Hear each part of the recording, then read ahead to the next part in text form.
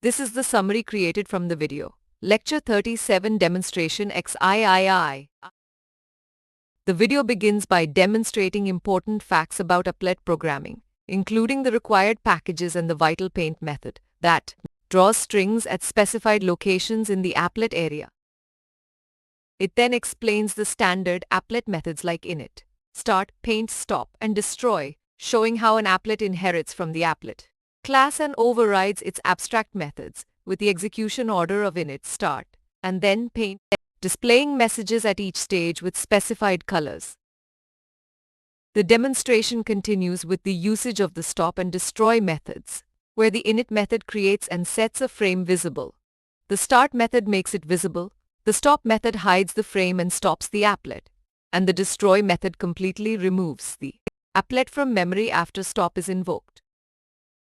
The update and repaint methods are showcased in a banner applet, where a thread starts execution, goes to sleep for 250 ms, and repaint displays the next substring character, with the applet extending thread and implementing runnable to enable threading, and the stop method terminating execution when the applet window is closed.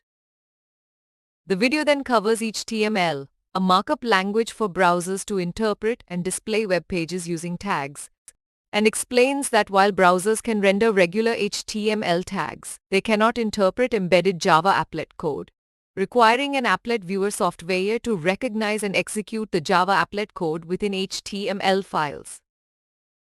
In the key takeaways, it summarizes that an applet runs on a browser and requires Java and HTML integration, with standard methods controlling its lifecycle, the stop method pausing and destroy unloading the applet from memory, threads enabling animation and auto-updating applets, and modern browsers no longer supporting applets due to security concerns. Please stay tuned for more summary videos.